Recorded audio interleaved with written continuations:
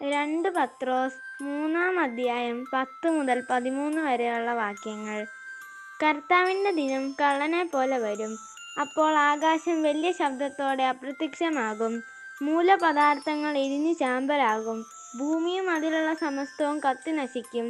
ഇവയെല്ലാം നശ്വരമാകയാൽ വിശുദ്ധിയോടും ദൈവഭക്തിയോടും കൂടെ ജീവിക്കുന്നതിനാൽ നിങ്ങൾ എത്ര ശുഷ്കാന്തിയുള്ളവരായിരിക്കണം.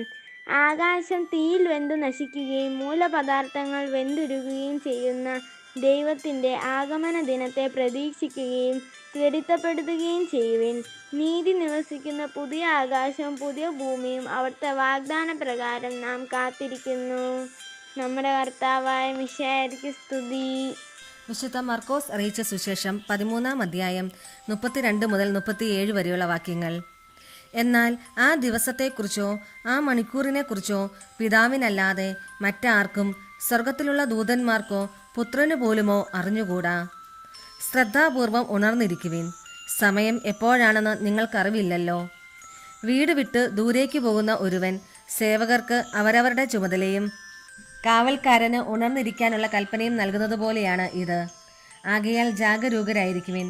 എന്തെന്നാൽ ഗ്രഹനാഥൻ എപ്പോൾ വരുമെന്ന് സന്ധ്യയ്ക്കോ അർദ്ധരാത്രിക്കോ കോഴി കൂവുമ്പോഴോ രാവിലെയോ എന്ന് നിങ്ങൾക്കറിഞ്ഞുകൂടാ.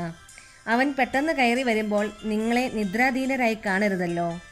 ഞാൻ നിങ്ങളോട് പറയുന്നത് എല്ലാവരോടുമായിട്ടാണ് പറയുന്നത്. ജാഗരൂകരായിരിക്കുവിൻ. നമ്മുടെ കർത്താവായ മിശിഹായ്ക്ക് സ്തുതി.